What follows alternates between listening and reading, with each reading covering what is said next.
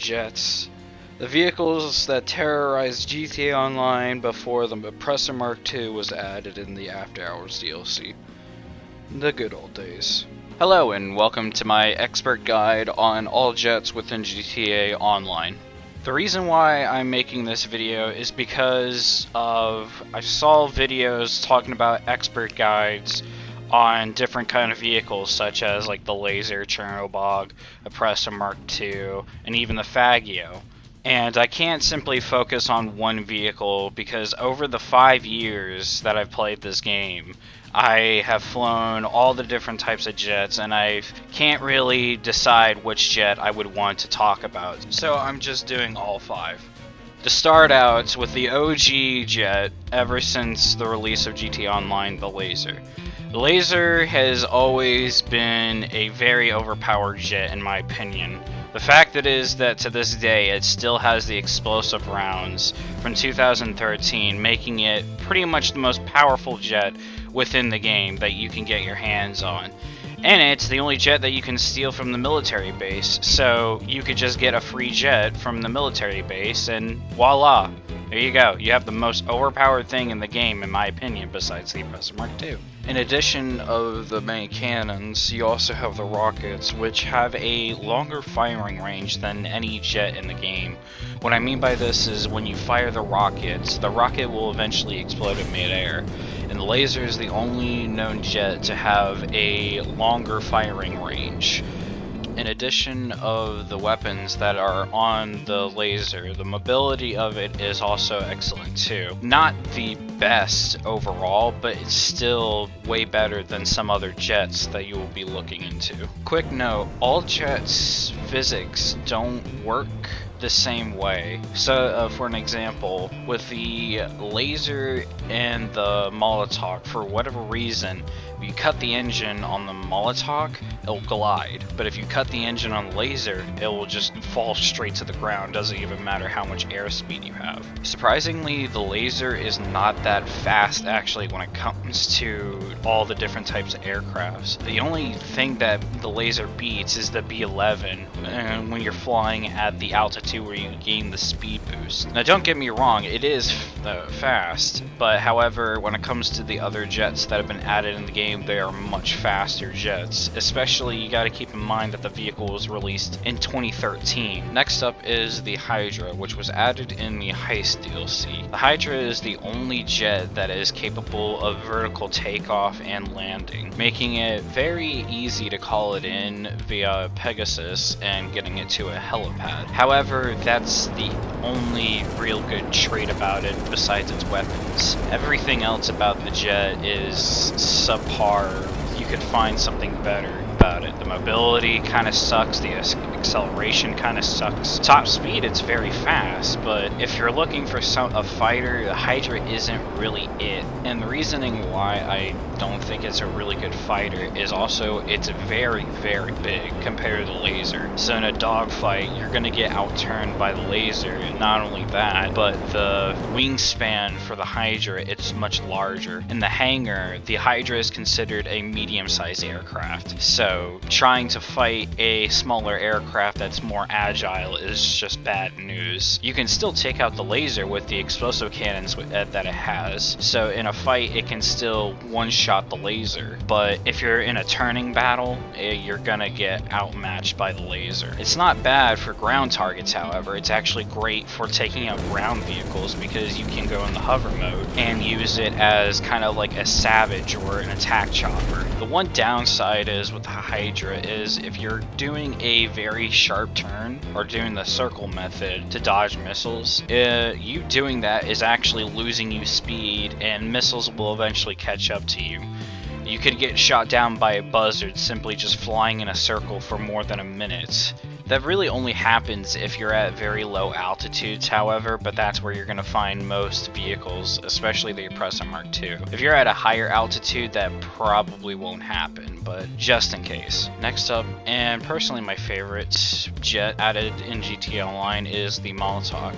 Molotov was added in the Smuggler's Run update and is one of 2 jets that do not have explosive bullets. The other one is the Pyro, but both aircraft do have the ability to continuously fire rockets like the Savage. Sadly though, the Molotov is one of the worst handling jets in the game out of the 5 jets. However, you can upgrade the handling on the jets to make it a lot better, but in a constant dogfight, you can't just turn in one direction and hope to get behind the enemy. And when dogfighting against other jets, when it comes to the cannons, they are non-explosive, which immediately turns people away from it because it's not capable of one-shot, one kills. However, the guns on the Molotov are very close to each other, so when you're hitting an aircraft or your target, you're hitting them with both guns. The problem is with all Smuggler Run planes is that the guns on the wings of the planes are very spread apart, so you may be only hitting your target with one set of machine guns instead of both. So that department, it can kill aircrafts very quickly. The guns aren't bad, but they're non-explosive, so people don't tend to fly them if it doesn't kill in one shot. Another thing with the Molotov Pyro and the B-11 can have armor upgrades, making it able to survive 3 rockets, while the Laser and the Hydra can only survive 2 rockets. So when getting into a dogfight and you get hit with a missile or even an explosive bullet, you can still dogfight. And like I said earlier, the Molotov, it can glide if you cut off the engine or if you lose power. However, it's not really that useful, but if you are making an emergency landing or you just want to glide, you can do it with a Molotov. Another good thing about the Molotov is out of the testing and experience with the aircraft, it seems like no matter where you get hit on the Molotov, you won't lose any mobility compared to all the other jets. If for an example, with the B-11, if you get hit with a missile, there is a chance that you will lose control on your left wing or you lose all your rudders, which basically render the aircraft useless. So with the Molotov, you can still fight. Another thing you could do with the Molotov is use it to kill people on foot because of how stable the aircraft can be, and it's not that twitchy when it comes to using the rudder or just turning. It is very stable. Next we have the Pyro, which is the best handling jet out of all 5 jets and is rivaled against the Sterling, which is a rocket-powered glider. The Pyro's agility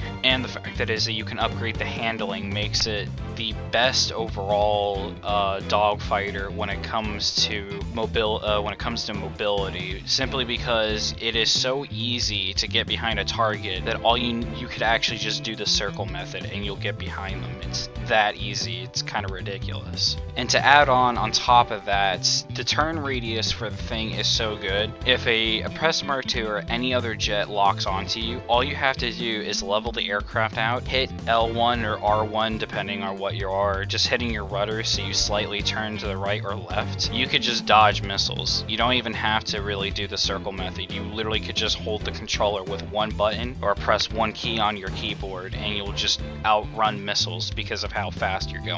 And the Pyro is the fastest jet in the game when hitting that altitude that gives you a speed boost. Nothing could touch the Pyro when it comes to top speed. It's so fast that you probably could start outrunning missiles entirely, except the Chernobog missiles. Those will eventually catch up to you if you're within its radius. Unfortunately for the weapons, it does not have explosive cannons, so that immediately turns people away. It does have the spammable rockets, like I stated earlier, and it does have the armor upgrade as well, so you can survive a hit with it. Another good thing about it is that you could bring along a friend in the dogfight too, but I don't think you want to have someone get a double kill on you. And lastly, we have the B-11 Strike Force. The B-11 Strike Force was added in the After Hours DLC and is basically a tank. It has a lot of weaponry and it has a lot of health. It is actually the most armor plane out of the 5 jets within the game. And when this vehicle was announced to be released within GT Online, people were very excited about the aircraft. However, when it was released, people found out that it was not what they thought it was going to be. First of all, there was a problem problem with the main cannon of the B-11, which is supposed to be based off the A-10 Warthog, which has been well known to be pretty much the most scariest aircraft to exist.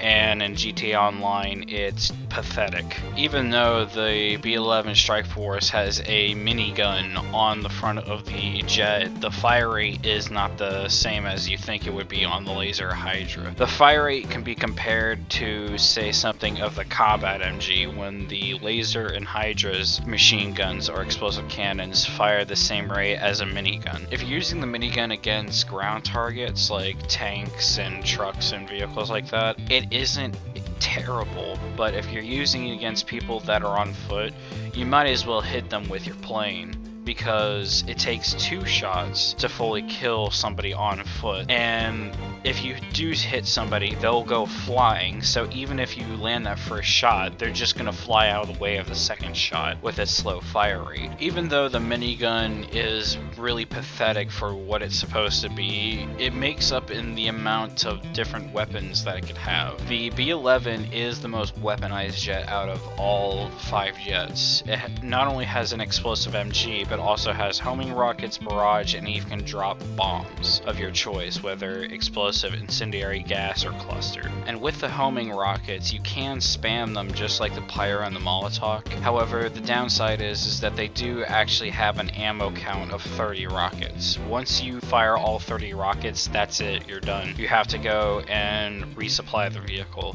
The barrage seems to be unlimited, and the bombs, you only get 50 of them. So if you're using it for long term, eventually you will have to rearm the plane. The mobility of the B-11 Strike Force is very good for an aircraft that is very armored and also has a lot of weapons. However, the downside is that at low altitudes, the aircraft is one of the slowest aircrafts out of the 5 jets. However, when up in the air, it is faster, but is beaten by all other jets. Another thing to note about the aircraft is when the aircraft is damaged, when it comes to the B-11, if one of the engines fails, the aircraft is very limited on what it could do after one of the engines fails. So even though you can take up to 7 rockets in the B-11, if you get hit by a missile from behind, you will lose control of your rudders, making the aircraft unusable. If you get hit in the engine, it is possible for one or both engines to cut out, or you start to lose power to the point where the aircraft cannot stay up in the air. There's one thing that I could say about what you need to know about flying the B-11 is that treat the Oppressor Mark II like it's the Black Plague. Literally avoid it at all costs. If an Oppressor Mark II is on your tail or is getting near you, run immediately, because you will not be able to dodge that missile at all because of how slow you will go. With all that information that I've gathered from playing GTA for over 5 years and watching YouTube videos about the different stats about the vehicles, the overall best fighter you can choose is the Pyro, simply because it outranks every jet. Even though the Pyro is technically speaking the best fighter in the game when it comes to the jets, all aircrafts are capable of putting up a fight depending on how good the pilot is. And just because you have the best dogfighter or the most overpowered jet doesn't mean that you're good with it. I have shot down so many people in aircrafts that should have easily killed me, but they were just bad pilots. At the end of the day, all jets are capable of pulling off the tasks that you need it to do. If you need to take out ground targets, or if you need to take out other aircrafts, all jets are capable of doing that. It's just really on what your preference is. Do you want non-explosive guns? Do you want explosive guns? Do you want to have unlimited missiles? Do you want to have bombs? All that sorts of stuff. Or do you want more armor and have countermeasures, or have the ability to call it in on helipads, stuff like that. I hope that you can take something away from this video, especially knowing on what every aircraft can do. I highly recommend you also check out some other channels like GhillieMaster, Bruffy1322, Pyrealm Gaming, Professional. I would rather you just collect all the information from other sources as well instead of just taking it from one video, simply because I cannot always be correct and some other people may know something I don't, or I may have gotten something incorrect. So hopefully you can finally decide which aircraft you would like to try out. I personally love all of them, but you may not have the money to try out all of them. If you want, create a deathmatch and try out all the different types of jets that you can. I highly recommend it.